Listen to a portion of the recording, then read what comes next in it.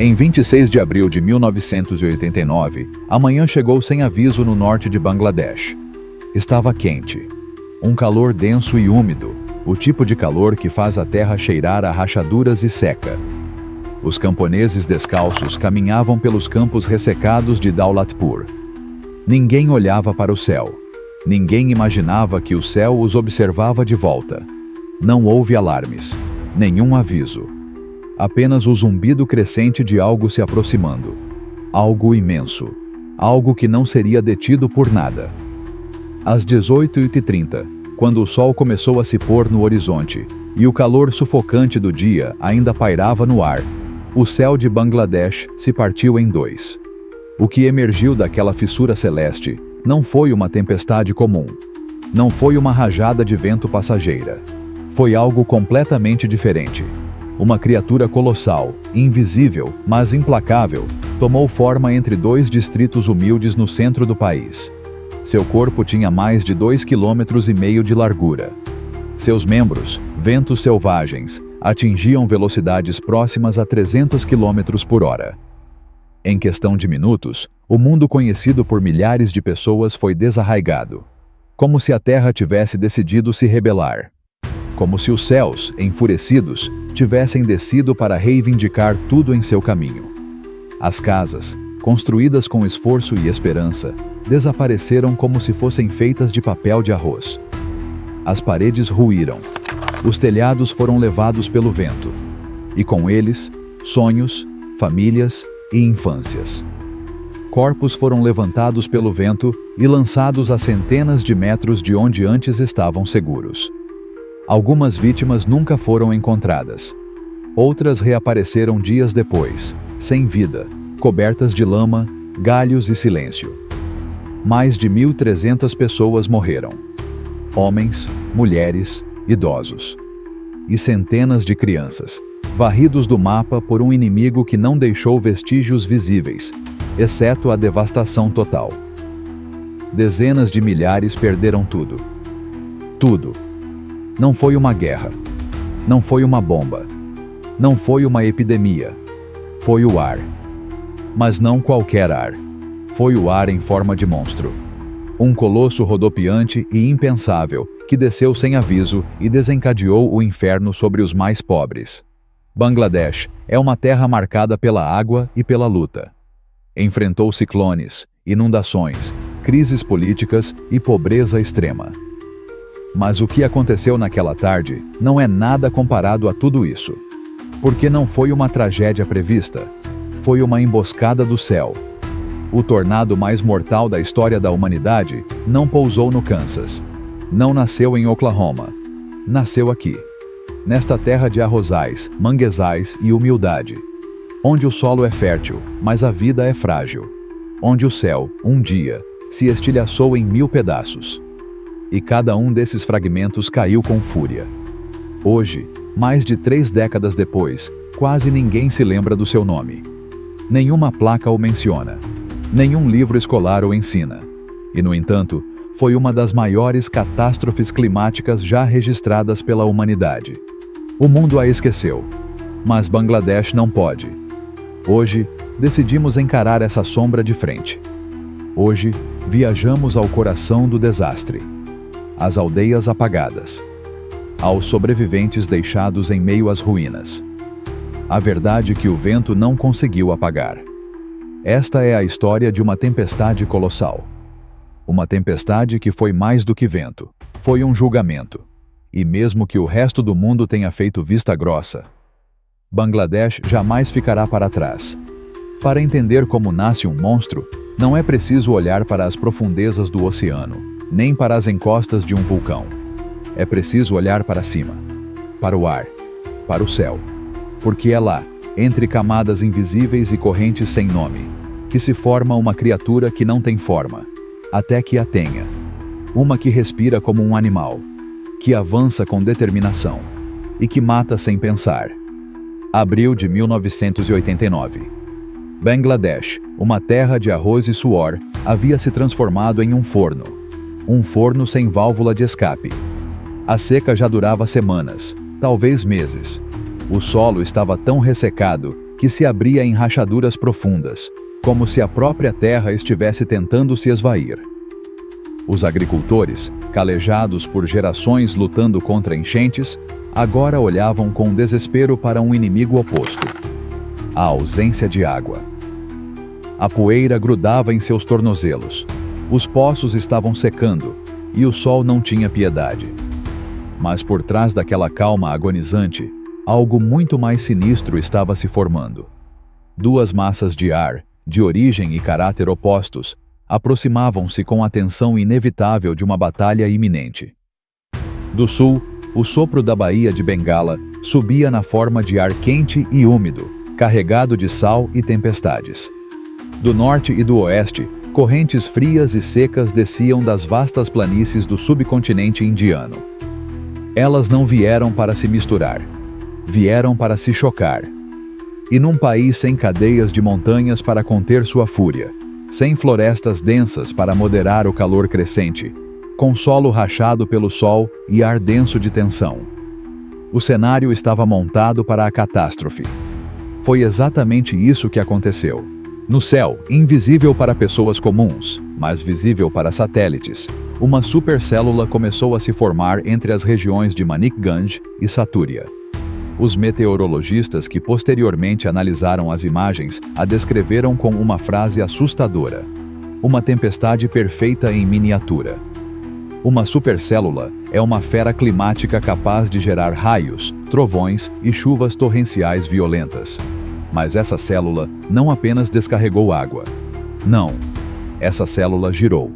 E ao girar, adquiriu uma rotação vertical intensa, violenta e persistente. Virou um tornado. E não um tornado qualquer. Foi um dos mais poderosos já registrados pelo olho humano. Os ventos estimados ultrapassaram 300 km por hora. O funil atingiu uma largura brutal, mais de 1,5 km. Avançou sem desvio por mais de 80 km, deixando para trás uma cicatriz ampla e profunda na paisagem. Uma linha reta de destruição total. Mas o mais assustador foi quanto tempo durou. Mais de 20 minutos. 20 minutos. Parece pouco tempo. Mas para aqueles que sobreviveram, foi uma eternidade de gritos, poeira e estruturas voando como folhas. Uma eternidade de horror contínuo sobre vilarejos feitos de lama, madeira e chapas de metal. Sem fundações. Sem proteção. Sem aviso. Porque naquela época, em 1989, Bangladesh não tinha radares meteorológicos cobrindo aquelas áreas rurais. Não havia boletins de emergência. Nenhuma sirene soava. Ninguém sabia o que estava por vir. Nem mesmo os especialistas. E quando finalmente chegou à costa, não houve trégua. O tornado seguiu para nordeste a uma velocidade constante.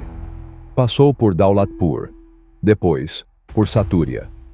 Depois, por vilarejos cujos nomes mal são lembrados hoje, porque deixaram de existir. Algumas comunidades simplesmente desapareceram. Nem um muro, nem um poste, nem uma árvore permaneceu de pé. Casas foram pulverizadas. Animais de fazenda foram arrastados. Plantações destruídas. Escolas, igrejas e centros comunitários reduzidos a escombros. Famílias despedaçadas pelo vento. Mas talvez o mais cruel não tenha sido a força da tempestade, mas a sua surpresa. Porque em Bangladesh, até aquele dia, a ameaça sempre vinha do mar. Os ciclones eram os inimigos. A água historicamente fora a mensageira da tragédia. Mas naquele dia, 26 de abril, o país aprendeu que o ar também pode matar. E o faz sem aviso. Naquele dia, um novo tipo de medo nasceu. Um que veio rodopiando. Um que chegou envolto em poeira, rugindo como uma fera invisível. Um que nenhum olho pôde ver até que fosse tarde demais. E mesmo hoje, mais de 3 décadas depois, os cientistas continuam buscando respostas. Porque às vezes, nem a ciência é suficiente para explicar a fúria do céu. Era um dia comum para Rafikur, como tantos outros antes dele, como tantos que viriam depois. Se é que houve um depois. Apenas mais um camponês nos arredores de Satúria, acostumado à vida simples, ao ritmo das estações e à teimosia da terra. Naquele dia, como sempre, ele partiu ao som dos primeiros pássaros. Caminhou entre os sulcos secos de sua pequena roça, rachados pelo calor, enquanto em casa sua esposa, Nassima, cozinhava arroz em uma panela velha que já havia resistido a muitas estações. Seus 3 filhos corriam descalços pelo quintal, rindo e gritando, brigando por uma pipa de pano de saco. Era uma manhã rotineira. E no mundo deles, rotina era uma forma de esperança. Se a monção chegasse na hora certa, haveria uma colheita. E se não, eles encontrariam outro jeito. Eles sempre encontravam outro jeito. Naquele dia, não haveria jeito. A tragédia não começou com o estrondo de um trovão. Não houve relâmpagos, nem chuva, nem céus escurecidos anunciando o inevitável. Começou com um sussurro. Um murmúrio na terra. A princípio, fraco, como passos distantes. Depois, um zumbido que não era de um motor, nem de um avião, nem de um trovão. Era algo mais profundo, mais primitivo. Um rugido baixo e contido, como se todo o céu se preparasse para inalar com fúria. Raficur olhou para cima. Ele não viu nuvens, não viu relâmpagos. O que viu foi uma coluna enorme e suja rodopiando no horizonte, avançando com a intenção de alguém que sabe exatamente por que veio. Era ar, mas não qualquer ar. Era uma muralha de vento sólido e escuro, engolindo o mundo. Ele correu para casa, mas nunca chegou. Quando acordou, o sol já se escondia atrás de uma nuvem de poeira. Ele estava a mais de 100 metros do local onde outrora ficara seu barraco, enterrado até o peito em escombros. Seu braço estava quebrado. Sua boca estava cheia de terra. Seus filhos tinham sumido. Nem sua esposa. Restava apenas uma sandália quebrada, enfiada no que antes era a cozinha. O resto, silêncio. E a história de Raficur não era única. Era comum. Era a regra. O tornado atingiu com tanta velocidade que a maioria só entendeu o que estava acontecendo quando já estava no ar. As casas, construídas de barro, bambu e lata, não ofereceram resistência. Desabaram como castelos de areia sob uma onda furiosa. Muitos morreram em suas camas. Outros morreram na corrida desesperada para fugir. Alguns sobreviveram. Mas a um preço inimaginável. Halima tinha 14 anos. Naquela tarde, ela estava ajudando a mãe a dobrar roupas. De repente, o ar ficou sólido. E então, nada. Quando recobrou a consciência, estava pendurada em um galho, coberta de cortes, sem roupas, sem voz, sem família. Sua mãe morreu. Seu pai também. Halima sobreviveu, pendurada na única árvore que restava de pé. Ela foi encontrada horas depois, quando o céu já estava silencioso e o silêncio era tão denso que seus gritos podiam ser ouvidos a quilômetros de distância. Não houve operações de resgate. Nenhum helicóptero ou ambulância chegou. Não havia uniformes ou comandos. Apenas pessoas. Vizinhos. Camponeses. Braços nus escavando os restos de suas próprias aldeias, procurando com mãos trêmulas por aqueles que talvez não pudessem mais responder. O que encontraram, na maioria das vezes, foram corpos. Muitos. Na ausência de necrotérios, os corpos foram enfileirados em campos abertos, cobertos com cobertores velhos, aguardando identificação. Mas, em muitos casos, ninguém compareceu. Porque aqueles que deveriam ter vindo também haviam morrido. Mais de 80 mil pessoas ficaram desabrigadas, quase o dobro da população de Satúria. As aldeias desapareceram não apenas em sua forma física, mas também em sua memória.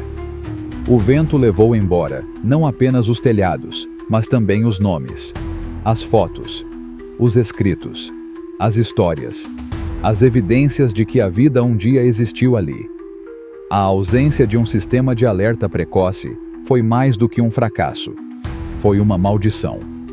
Em outras partes do mundo, como os Estados Unidos, onde tornados são um inimigo conhecido, existem sirenes, protocolos, radares Doppler e simulações escolares. Em Bangladesh, Em 1989, não havia nada. Ninguém sabia o que estava por vir. Ninguém sabia o que fazer. Ninguém jamais tinha ouvido falar de tornados. Eles não sabiam que deveriam ficar longe das janelas, que deveriam buscar abrigo no subsolo, que o céu poderia se tornar uma arma sem emitir uma única gota de chuva. A ignorância não era culpa deles, era parte do desastre. Nas primeiras horas, alguns apresentadores tentaram descrever o que estavam vendo, mas as linhas de comunicação ficaram congestionadas. As rádios locais caíram. O governo levou horas para sequer compreender a magnitude do que havia acontecido. E quando finalmente entendeu, já era tarde demais. Os testemunhos eram de outro mundo. Pessoas viram vacas voando sobre as árvores. Um homem acordou em uma lagoa, a mais de 1 quilômetro de onde ficava sua casa. Uma mãe sentiu uma força invisível arrancar seu filho de 6 anos de seus braços. Ela nunca mais o viu. Alguns não conseguiram suportar o trauma. Um velho andou em círculos por dias, sobre as ruínas de sua casa, perguntando por sua esposa. Uma jovem mãe parou de falar e comer após perder seus 4 filhos. Nos dias que se seguiram, histórias de suicídio começaram a surgir. Porque às vezes, quando o corpo sobrevive, mas a alma não. Viver é a parte mais difícil. Mas mesmo no abismo, havia luz. Um jovem de 17 anos resgatou 6 pessoas cavando túneis improvisados com as próprias mãos. Uma idosa cobriu a entrada de uma vala de irrigação com o corpo para proteger os netos. Ela morreu, mas eles sobreviveram. Durante semanas, a ajuda não chegou. As estradas eram rios de lama. As pontes haviam desabado. O rio Jamuna, transbordado pelas chuvas subsequentes, transformou a região em um pântano intransponível. As aldeias estavam isoladas. Não havia comida, nenhum remédio, nenhum cobertor, apenas lama, moscas e dor. Os hospitais estavam sobrecarregados. Em Manikganj, um dos distritos mais atingidos, apenas 3 médicos estavam disponíveis nas primeiras 48 horas. Eles tiveram que amputar membros com facas de cozinha, sem anestesia, sem curativos. Os antibióticos acabaram no primeiro dia. Muitos morreram não por causa dos ferimentos, mas por não terem recebido ajuda em tempo hábil. De infecções, de febre, do peso insuportável do sofrimento. E, no entanto, ninguém foi embora. Porque não havia para onde ir.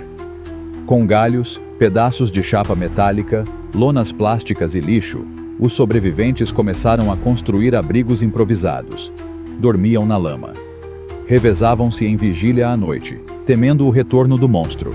Mas não havia mais nada para o vento levar embora. Em meio à devastação, alguém escreveu uma palavra em uma parede de barro rachada, em letras grandes, ásperas e trêmulas, usando um pedaço de carvão. Amra Banchbo. Nós sobreviveremos, e eles fizeram. Mas eles não saíram ilesos. Porque quando o ar se torna o inimigo, algo se quebra para sempre. Nada parece seguro novamente. Nem o céu, nem o chão, nem mesmo o silêncio. As primeiras notícias não chegaram como manchetes. Não chegaram com sirenes ou urgência jornalística. Chegaram como sussurros, como ecos quebrados de uma terra distante. Um tornado. Em Bangladesh. Centenas de mortos. Talvez milhares. Os números eram vagos. As informações incertas. E para muitos, impossíveis de acreditar. Um ciclone, talvez. Alguns pensaram. Uma tempestade. Uma das muitas que atingiram aquela região. Mas um tornado daquela magnitude era inédito. Não naquela parte do mundo. Não com aquela fúria. Palavras não eram suficientes para descrever o que havia acontecido. Nem mesmo a mídia local sabia como descrever. Porque não tinha sido apenas uma tempestade. Não tinha sido apenas vento. Tinha sido aniquilação. A cobertura, durante os primeiros dias, foi caótica. Linhas telefônicas estavam inoperantes. Estações de rádio rurais foram destruídas. E as estradas para Satúria, Daulatpur e as aldeias vizinhas estavam completamente intransitáveis. Jornalistas não conseguiam alcançá-las, e muitos simplesmente não tentavam. Bangladesh já estava acostumado a desastres naturais. Apenas mais um evento em uma terra que vive entre tragédias. As pessoas ouviam outras pessoas dizerem. Mas desta vez, não era apenas mais um. Era o tornado. Quando os primeiros repórteres finalmente chegaram ao local, o que encontraram superou qualquer previsão, qualquer número, qualquer experiência anterior. Um jornalista local escreveu uma história que daria o tom do que estava por vir. Não há árvores, não há casas, não há estradas, só há terra, e gritos, e uma calma suja, como se o ar tivesse vergonha do que fez. Suas palavras foram publicadas inicialmente em um jornal regional. Depois, foram reproduzidas pela imprensa nacional. Mas os números que começaram a circular eram tão avassaladores, tão desproporcionais, que até mesmo dentro do país, alguns duvidaram de sua veracidade. Mais de 1.000 mortos? Dezenas de milhares de desabrigados? 80 quilômetros de destruição contínua. No resto do mundo, a história mal chegou aos noticiários. Apenas algumas linhas nas seções internacionais de alguns jornais. Alguns parágrafos perdidos entre outras notícias. Tornado mata centenas em Bangladesh, dizia uma manchete. Frio, distante, anônimo. E era compreensível, em parte.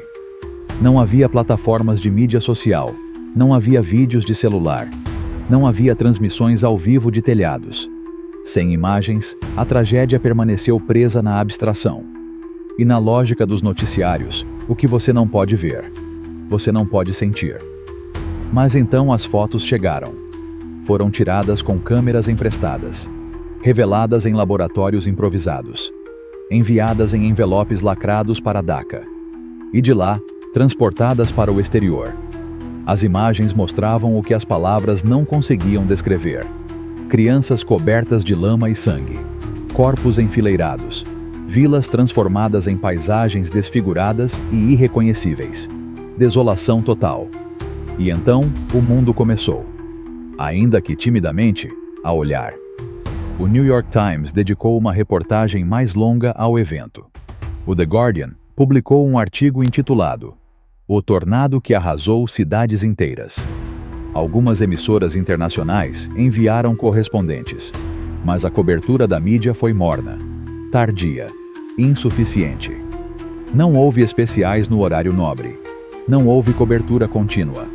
Enquanto outros desastres, em países mais ricos e com maior visibilidade, receberam horas de cobertura televisiva, este evento foi despachado com breves segmentos.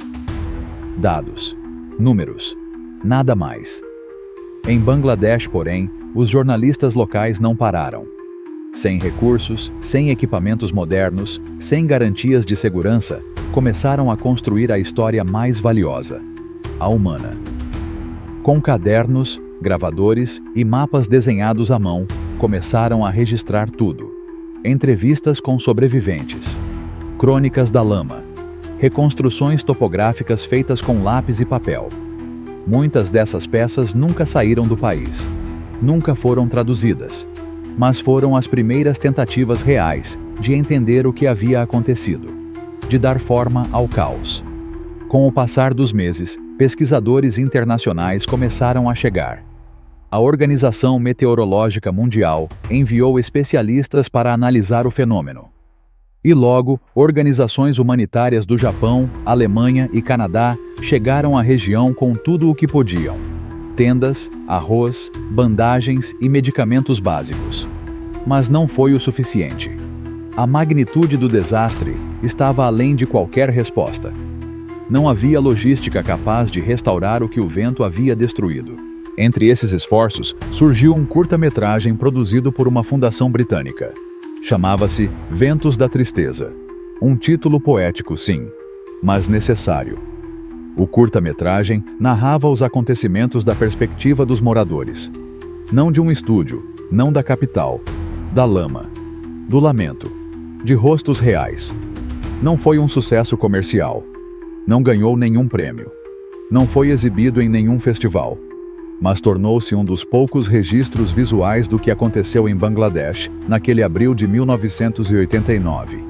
E hoje, décadas depois, continua sendo um testemunho de um desastre que o mundo mal viu, mas que mudou a vida de milhares de pessoas para sempre.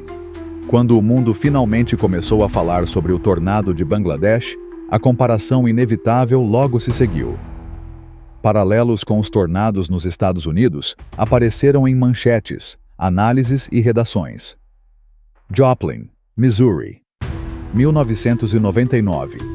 O infame tornado Tri-State, de 1925. Esses nomes estão gravados na memória coletiva. Eles têm reportagens televisivas, documentários premiados, placas comemorativas e aniversários nacionais. Fazem parte da narrativa de uma nação que aprendeu a olhar para o céu com respeito e com preparação. Mas Daulatpur Saturiya, esse nome quase não aparece em mapas. Para muitos continua difícil de pronunciar, e para quase todos fora de Bangladesh, impossível de localizar. E no entanto, quando se trata de vidas perdidas, horror humano, impacto real, nenhum outro evento chega perto. Porque há uma diferença brutal entre onde o vento sopra e as condições em que ele sopra. Nos Estados Unidos, a maioria das casas tem porão. Existem protocolos. Existem exercícios escolares. Existem alertas meteorológicos enviados por rádio, televisão e telefone. Existem sistemas Doppler, redes de emergência, centros de evacuação. Em Bangladesh, a realidade era, e em muitos lugares ainda é, diferente.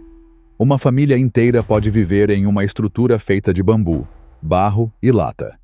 Sem fundação. Sem portas sólidas. Sem reforço estrutural. A margem de proteção contra um tornado de alta categoria é simplesmente zero. E essa é a chave. Um tornado semelhante no Kansas, em condições normais, poderia deixar cerca de 30 mortos. Mas em Saturiya, matou mais de 1.300 pessoas. Essa diferença não é meteorológica, é estrutural, é social, é econômica, é a anatomia da desigualdade esculpida pelo vento. E essa verdade deixou muitos desconfortáveis. A tragédia não deixou apenas escombros. Expôs as rachaduras de um sistema. Serviu como um catalisador, sim. Reformas foram iniciadas. Projetos foram elaborados para instalar estações meteorológicas em áreas rurais. Campanhas educativas foram lançadas. Manuais ilustrados sobre como responder a tempestades severas foram distribuídos. Sistemas piloto com sirenes, rádios comunitárias e alertas antecipados foram implementados. Mas os recursos eram escassos. A vontade política era intermitente. E os desafios eram enormes. A ajuda internacional chegou com força. Dinheiro, doações, toneladas de suprimentos. Mas também mostrou os limites da compaixão global. Milhões foram prometidos, mas nem tudo chegou ao seu destino. Parte do dinheiro foi perdida na corrupção. Outros se dissolveram em papelada, intermediários e papelada sem sentido. O que chegou com impacto direto foram os voluntários. Médicos, engenheiros, ativistas, pessoas que cruzaram fronteiras não apenas com ferramentas, mas com seus ouvidos. E eles ouviram. Ouviram mulheres implorando por um poço de água mais perto do acampamento, pois tinham medo de andar sozinhas à noite. Ouviram anciãos implorando para reconstruir a escola da aldeia primeiro, antes de suas próprias casas. Ouviram crianças implorando por papel, não para escrever, desenhar. E o que aquelas crianças desenharam ficou gravado para sempre. Céus partidos, funis negros engolindo casas vermelhas, pessoas voando, árvores estalando como gravetos. Relatos gráficos de terror, sem a necessidade de palavras. Aqueles desenhos, preservados hoje nos arquivos de organizações humanitárias, são os únicos retratos verdadeiros do desastre. Porque não havia câmeras no momento do impacto. Não havia filmes. Não há gravações aéreas, apenas as consequências. Um tornado daquela intensidade, com aquela duração, com aquela taxa de mortalidade, e sem rosto. Um dos poucos na história com tal escala, e quase nenhum registro visual. Com o passar do tempo, o mundo parou de assistir. As manchetes mudaram. Novas crises encheram os noticiários. Um conflito no Golfo, uma recessão, um terremoto em outro continente. Assim, o tornado mais mortal da história da humanidade retornou ao seu canto sombrio. Silencioso, sem espaço nos livros, sem data no calendário escolar, mas não para todos. Em universidades do Japão, França e Estados Unidos, equipes meteorológicas começaram a estudar o fenômeno. O tornado foi oficialmente classificado como F4, mas alguns especialistas, analisando os dados e reconstruções subsequentes, acreditam que ele atingiu o nível máximo, F5. Porém, não é a categoria que mais impressiona. É o fato de que um evento tão devastador ocorreu em silêncio quase absoluto, sem gravações em vídeo, sem transmissões, sem imagens que o mundo pudesse compartilhar, sem a viralidade da nossa era digital. É um desastre sem testemunhas, exceto aqueles que viveram para contar a história. Um cataclismo invisível para o resto do planeta, mas com milhares de nomes. Hoje, em Bangladesh, há quem continue lutando para lembrar. Organizações locais tentaram instalar placas comemorativas. Criaram dias letivos dedicados ao tornado. Publicaram livros, organizaram palestras. Mas a luta contra o esquecimento é difícil. Em um país onde as tragédias se repetem a cada estação, manter uma única história viva torna-se um ato de resistência. Porque se o vento não deixa rastros, quem se lembra? Somente aqueles que ouviram seu rugido. Somente aqueles que sentiram o ar ficar sólido. Somente aqueles que sobreviveram e ainda tremem quando o céu escurece. Eles não esquecem. E graças a eles, nós também não. Não há ciência que valha a pena. Não há preparação. Não há defesa possível quando o céu decide cair. E em abril de 1989, foi exatamente isso que aconteceu. Mas depois do trovão, do caos, do vento que destruiu tudo, só restava uma coisa a fazer: reconstruir. Não com máquinas, não com ajuda internacional, não com brigadas especializadas. Em Bangladesh, a reconstrução começou com as próprias mãos, com unhas, com lágrimas, com escombros como tijolos, e com uma certeza: ninguém mais faria isso por eles. As aldeias de Satúria e Daulatpur, vistas do ar, quando alguém finalmente sobrevoou-as, não pareciam áreas atingidas por um tornado. Pareciam ter sido destruídas. Não havia ruas, nenhum templo, nenhum poste de luz, nenhuma cerca, nenhum vestígio de qualquer estrutura. Apenas lama, apenas ruínas, apenas vazio. Até as sombras desapareceram. As árvores, arrancadas, jaziam em posições impossíveis, com suas raízes expostas como veias abertas, sangrando terra. Mas em meio àquela ferida aberta na paisagem, ainda havia vida. As pessoas ainda estavam lá, em silêncio, respirando através da poeira e da lama, caminhando por entre fragmentos do que um dia foi o seu mundo. E então veio a primeira lição: ninguém viria salvá-los. Nem o governo, pelo menos não imediatamente. Nem a imprensa, que tinha outras histórias para contar.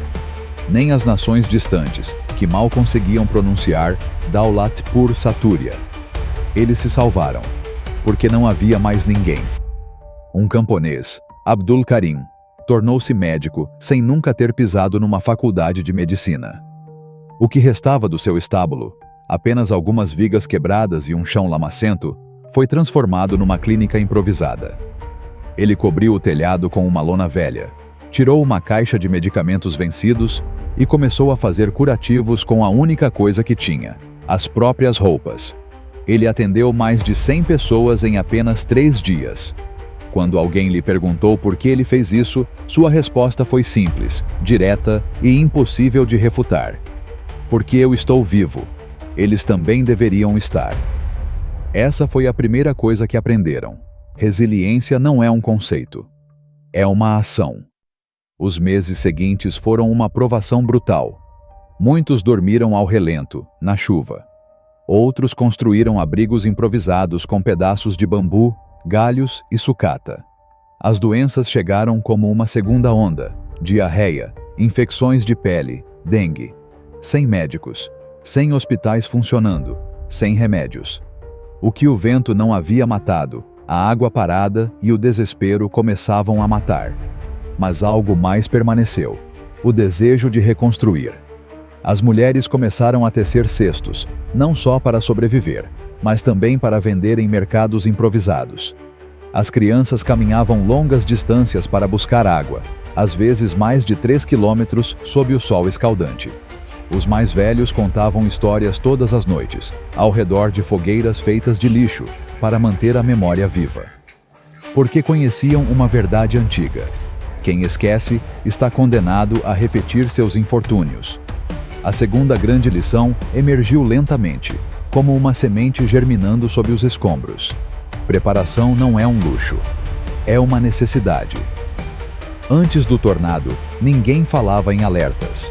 Ninguém pensava em radar. O país tinha um punhado de estações meteorológicas, antigas, poucas e mal localizadas.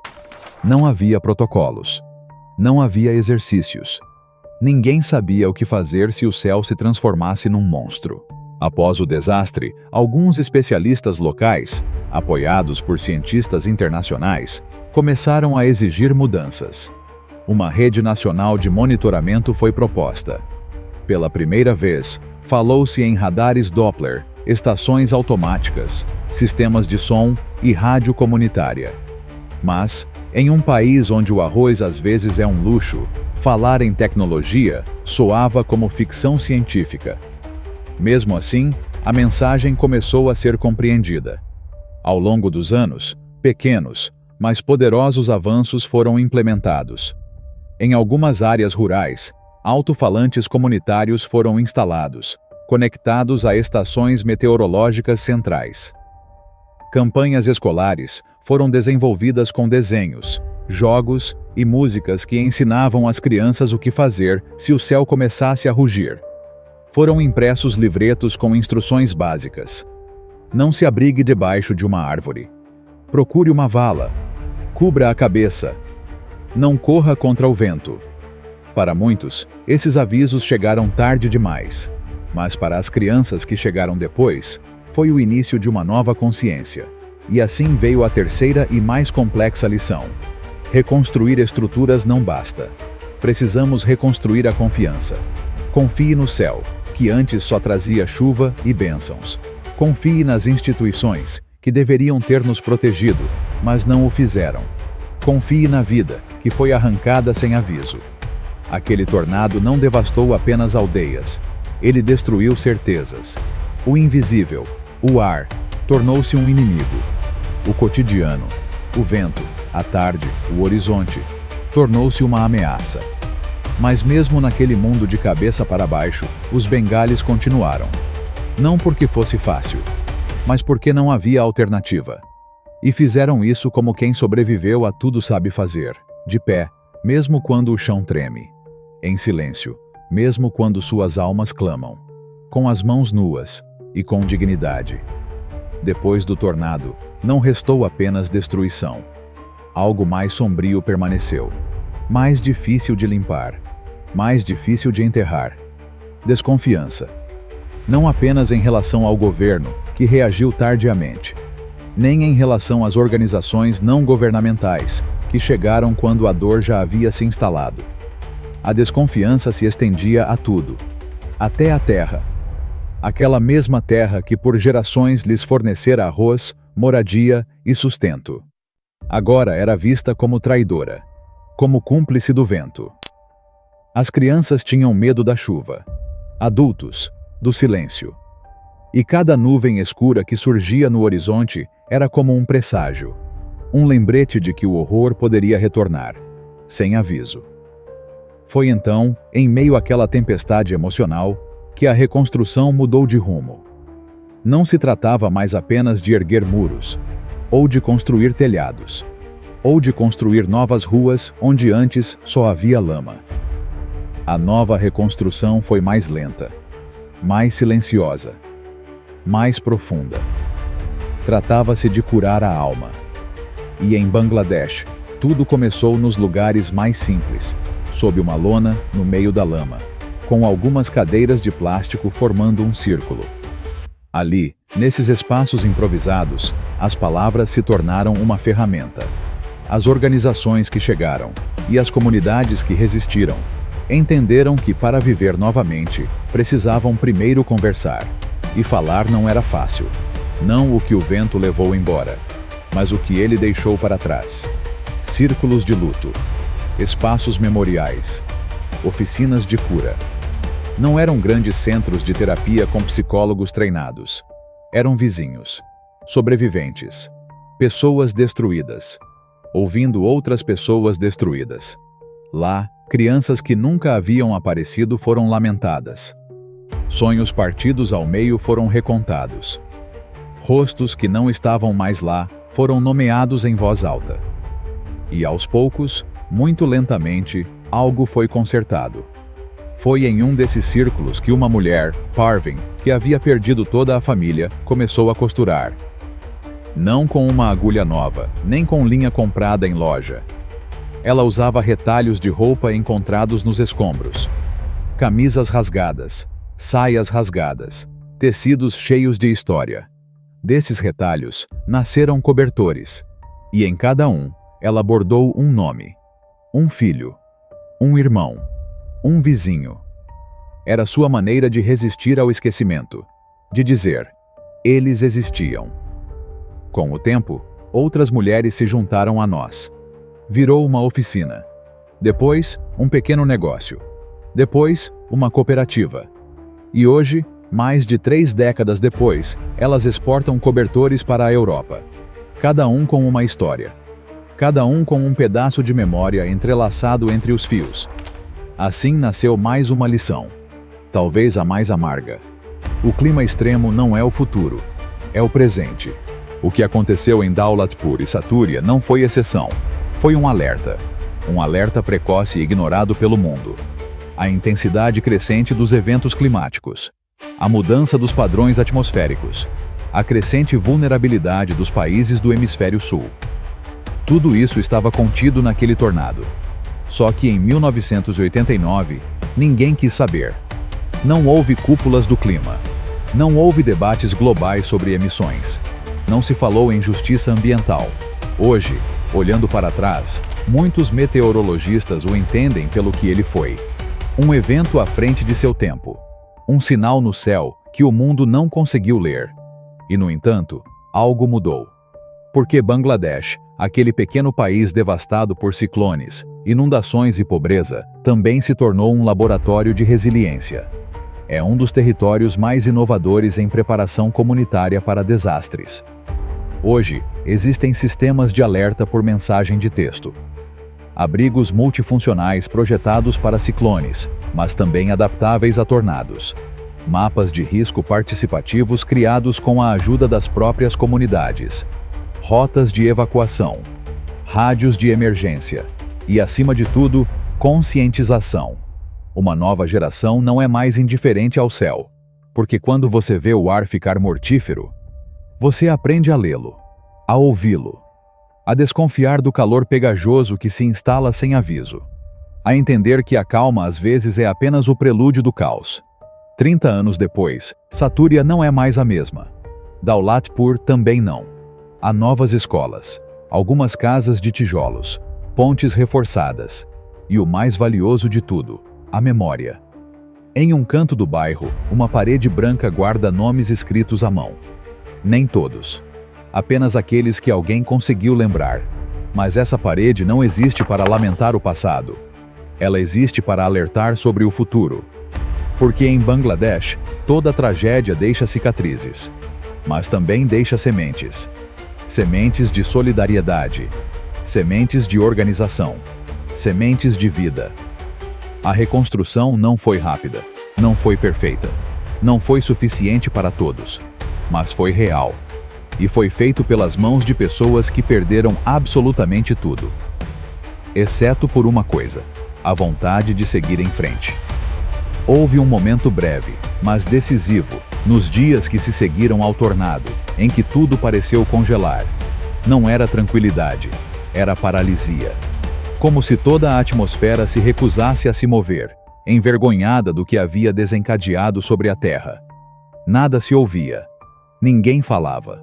Nem mesmo lamentações. Apenas o som de passos esmagando madeira lascada, tijolos quebrados e telhados arrancados. E de vez em quando, um nome. Repetido em voz baixa. Como se repetindo-o, alguém pudesse fazê-lo aparecer entre os escombros. Aquele silêncio, espesso como lama, não desapareceu. 3 décadas depois, ele ainda está lá, invisivelmente presente. Nas escolas construídas sobre as ruínas, nas fotos dos desaparecidos penduradas nas paredes, nas memórias daqueles que eram crianças naquele abril mortal, e que hoje, como avós, ainda acordam à noite lembrando-se do zumbido do vento antes do impacto. No resto do mundo, o tornado de Daulatpur Saturiya tornou-se pouco mais que um fato registrado. Um número na coluna dos registros meteorológicos. O tornado mais mortal da história registrada. E nada mais. Apenas mais um item na longa lista de tragédias no hemisfério sul. Mas para aqueles que viveram aquele dia, isso não era uma estatística. Era uma linha divisória no tempo. Uma ferida aberta em forma de redemoinho. Um momento que transformou vilas inteiras em pó, e seus habitantes em sobreviventes marcados para sempre. No entanto, algo mudou. Porque Bangladesh não repetiu a história. Ele a reescreveu. Hoje, o país é diferente. Não perfeito, mas diferente. Aprendeu a ler os sinais do céu. A ouvir as mudanças no vento. A nunca subestimar nem mesmo uma nuvem deslocada. Em aldeias rurais, estações de rádio comunitárias emitem alertas antecipados quando perturbações atmosféricas são detectadas. Nas escolas, exercícios de evacuação fazem parte do calendário. E as crianças, antes de completarem 10 anos, já conhecem a palavra tornado. Elas sabem que não é só coisa de filme. Faz parte da realidade delas. Mas não se trata de gerar medo. Trata-se de estar preparado. Entender que até o imprevisível pode ser enfrentado se você reconhecer os sinais. Na época, o mundo ignorou essa tragédia. Ela recebeu pouca cobertura. Presumiu-se que fosse apenas mais um desastre natural em um país acostumado à dor. Mas essa indiferença deixou uma lição dolorosa. O que não se vê, não se ajuda. E o que não se lembra, se repete. Felizmente, houve quem prestasse atenção. Instituições científicas, universidades e meteorologistas de vários países começaram a estudar o evento. O fenômeno foi classificado como um tornado de categoria F4, com suspeitas bem fundamentadas de que poderia ter atingido a categoria F5. O aspecto mais chocante: ocorreu sem sistemas de alerta, sem radares Doppler, sem cobertura aérea, sem um único registro em vídeo do funil. Um tornado que matou mais de 1.300 pessoas. E não deixou nenhuma imagem em movimento. Um recorde mundial de mortes por tornados. Sem um rosto. Isso o tornou um caso único. E ainda mais importante, um exemplo extremo do preço pago pela falta de infraestrutura, educação preventiva e acesso à tecnologia meteorológica moderna. E, no entanto, desde então, Bangladesh progrediu. Novas estações meteorológicas foram instaladas. Rotas de evacuação foram projetadas. Livros escolares adaptados às áreas rurais foram criados. Sirenes, rádios e cartazes instrucionais foram distribuídos. E, o mais crucial, o trabalho foi feito diretamente com as comunidades. Hoje, se o céu escurecer de forma incomum, não esperamos que a tragédia aconteça. Agimos. Evacuamos. Protegemo-nos. Num canto de Saturiya, numa colina que antes era só lama e dor, foi construída uma escola. Em uma de suas paredes brancas, os alunos escreveram uma frase com giz. E o vento levou. Lembramos. E não é apenas uma frase. É um aviso. Um chamado para despertar. Porque este não foi apenas o tornado mais mortal. Foi um sinal. Um alerta sobre o que acontece quando o mundo ignora os mais vulneráveis. Quando a ciência não chega a tempo. Quando o vento encontra território desprotegido e o devora. Em Bangladesh, O desastre não é mais um evento aleatório. É uma possibilidade previsível. E diante dessa possibilidade, respondemos com organização, memória e resiliência. Porque o que Daulatpur Saturya deixou para trás não foi apenas destruição. Foi uma lição gravada na terra. E enquanto houver quem se lembre disso, essa lição não será em vão. Toque o sino. Não para este documentário, mas para o que ainda pode vir. Porque o inesperado nem sempre avisa, mas sempre ensina.